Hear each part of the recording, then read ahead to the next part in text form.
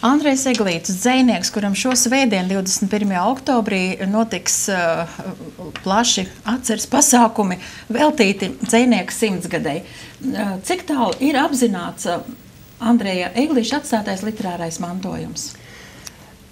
Pirmkārt, es gribētu akcentēt to, ka ir svarīgi rakstnieka dairadi darīt pieejamu lasītājam un līdz ar to arī pētniekam.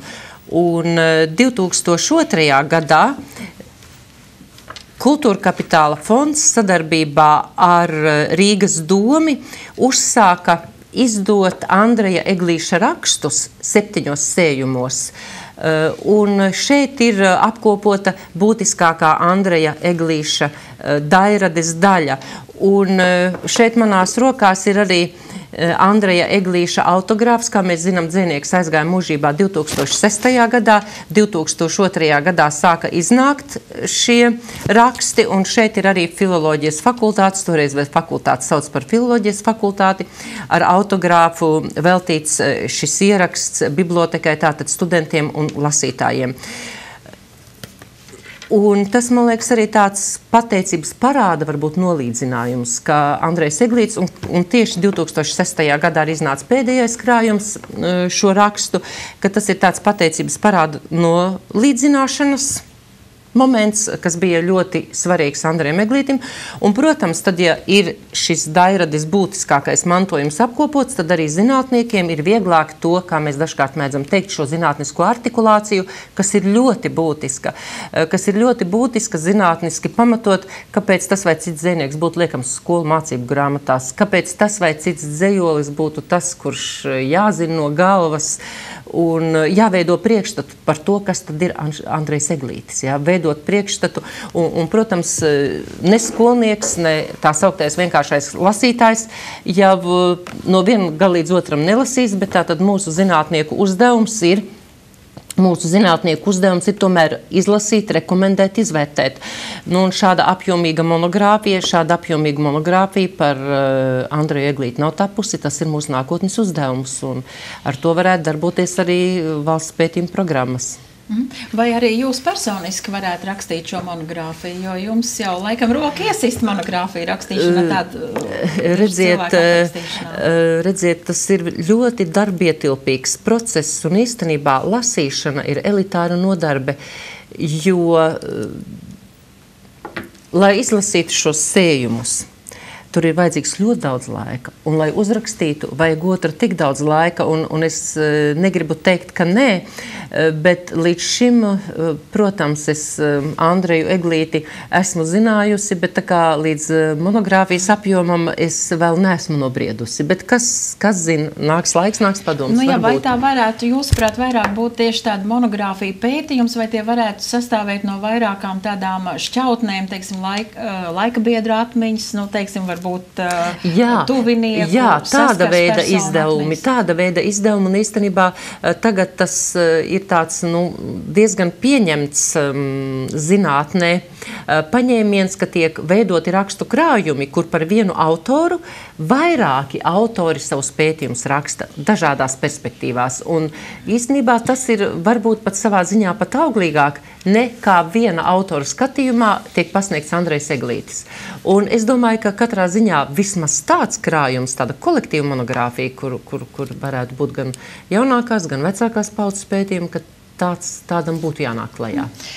Runājot par valsts pētījumu programmu Nacionālā identitāte, varbūt sāksim ar to, kas ir tas jūsu pašas pētījumu loks? Valsts pētījuma programmā Nacionālā identitāte ir vairāki projekti, un Latvijas Universitātes humanitāro zinātņu fakultāte kopā ar Latvijas Universitātes literatūras, folkloras un mākslas institūtu ir uzņēmusies atbildību par sadaļu, kas saucas Latviešu valoda, literatūra, folklora, vēsturiskās zīmes un mūsdienu simboli. Un manā tādā atbildības un arī uzmanības lokā ir tā sauktie pamattekstu pētījumi. Proti tie teksti, ar kuriem mēs esam auguši, kuriem ir bijusi īpaša nozīme Latvijas un latviešu nacionālās identitātes veidošanā. Piemēram, kaut vai Andreja Pumpura Lāčplēsis. Andreja Pumpura Lāčplēsis, kurš ir piedzīvojis arī ārkārtīgi spēcīgu rezonanci ārpus literārā vidē. Andreja Pumpura Lāčplēsis, kurš spēja uzrunāt Raini, un Rainis uzrakstīja Uguni un nakti, Spīdolu, Laimdotu, tātad šos tēlus, kas ļoti bieži tiek aktualizēti, tieši runājot par nacionālo identitāti. Nu, lūk, un ir nācis klajā šis pirmais pētījums pamattekstu sērijā Lāčplēša ceļš pasaulē latviešu epos, Eiropas epos kontekstā. Un otra grāmata, kuras tapšanā ir piedalījusies pētnieku grupa gan no Latvijas Universitātes humanitāro zinātņu fakultātes, gan arī no Latviešu literatūras, folkloras un mākslas institūta, gan arī no Daugavpils universitātes, gan arī Latvijas muzejnieki ir piebalgas teksts Brāļu Kaudzīšu mērnieku laiki. Jo Brāļu Kaudzīšu mērnieku laiki, tas ir arī viens no tekstiem, kas ir piedzīvojis ārkārtīgi bagātu arī šo skatuves dzīvi, gan teātros, gan brīvdabas izrādēs.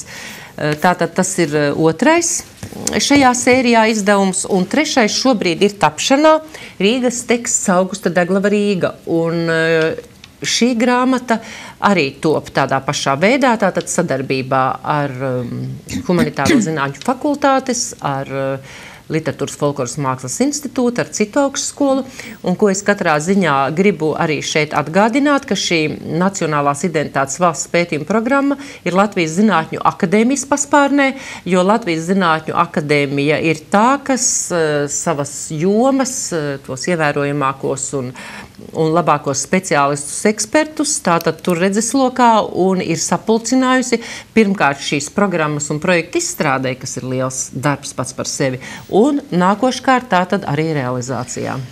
Andrejs Pumpurs, Brāļu Kaudzītes, Augusts Deglavs, kas ir noteicis tieši šo autoru izvēli par labu pievērsties pētījumiem un iekļaut to šajā Nacionālās identitātes pētījuma programmā? Jā, tas ir labs jautājums.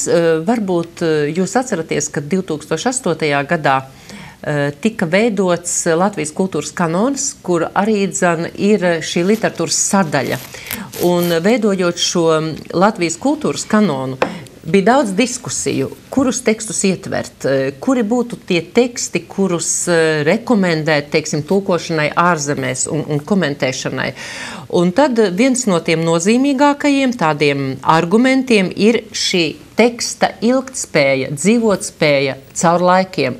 Un Lāčplēša klātbūtni mēs redzam nepārtraukti gan Māras Zālītes un Zigmara Liepiņa rokoperas formā, gan arī dzejā, visjaunākajā latviešu dzejā, kur šis Lāčplēša, Spīdols, Raiņa motīvs. Un gluži to pašu mēs varam teikt par Mērnieku laikiem. Mērnieku laiki ir piedzīvojuši vairākas ekranizācijas. Tas, ka šie teksti ir spējuši uzrunāt ne tikai sava laika lasītājus, un starp citu, Mērnieku laiki ir viens no viskaislīgāk rakstītajiem lasītajiem darbiem latviešu literatūrā. Vēl līdz šim brīdim virmo šīs autorības problēmas, vai Brāļu Kaudzītes bija īstie, respektīvi, vai tiešām tie bija reālie autori, vai autorība ir cita. Proti šie teksti, kas ir ārkārtīgi spēcīgu rezonansi sava laika sabiedrībā devuši, un kuru rezonanse līdz pat mūsdienām turpinās. Teiksim, ja es varu apjaust, ka šie pētījumi sabiedrībai patiešām varētu būt interesanti un viņi ar lielu prieku to izlasīt, bet cik tālu viņi būs pieejami sabiedrībai, jo, cik es saprotu, tas ir zinātnieki varbūt tur noliek savos plauktos.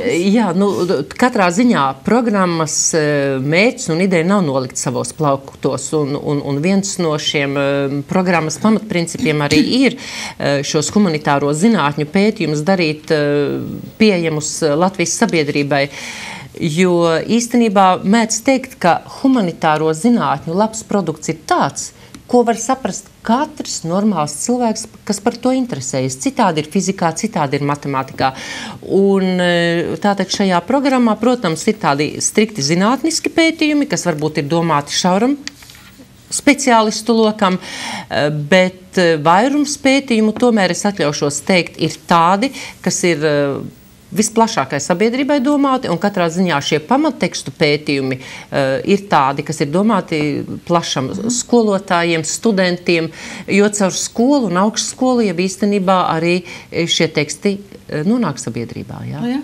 Un es domāju, ka arī Latvijas bibliotekās būs noteikti pieejams. Protams, Latvijas bibliotekās, un es domāju, ka arī vēl ieejot veikalos, pastaigājot, un sevišķi Zinātņu akadēmijā Augstceltnē, tur ir grāmatgalds, tur ir kiosks darba laikā, man liekas, no 10 līdz 5 ir atvērts, un tur visi šie valsts pētījuma programmas Letonika, galvenie pētījumi ir pieejami, gan Mērnieku laiki, gan arī Lāčplēša ceļš pasaulē, un arī, protams, citi, un arī tik līdz Deglavs nāks klajā, un Deglava Rīga arī tas būs pieejams. Jā, cik tālu esam varbūt pavirzījušies šīs nacionālās pētījuma programmas, nacionālā identitāte virzībā uz priekšu, jo cik es atceros, no 2010. gada ir šī programma realizējās. Jā. Tātad, mēs esam spiesti dzīvot projektu orientētā sabiedrībā, un kaut arī mēs strādājam raženi un dūšīgi, ik pēc 4 gadiem mums ir atkal jāapliecina sava gatavība, jāraksta jauns projekts, un tātad šobrīd mēs strādājam 3. gadu, mūsu rīcībā ir palicis vēl 1 gads, lai mēs pabeigtu pamattekstu sēriju un citus iecerētos darbus, un pēc tam būs jādomā atkal, kā motivēt un kā iegūt finansējumu programmas turpinājumam ar citu nosaukumu droši vien, bet es ceru, ka ar to pašu ideju. Tā kā es sapratu un godātie skatītāji, es domāju, ka jūs piekritīsiet no mūsu sarunas ar profesoru Ausmu Cimdiņu, tad sanāk tā, ka gan Andreja Eglīša dzīve un daļrade, gan tikko, kā mēs runājām, nacionālā pētījuma programma, nacionālā identitāte pierāda un apliecina, ka māksla, literatūra un kultūra ir cieši saistīta ar mūsu dzīvi, ar sabiedriski-politiskiem procesiem, vai ne? Protams. Jā, protams. Paldies par sarunu, paldies, ka skatījāties, visu labu! Visu labu!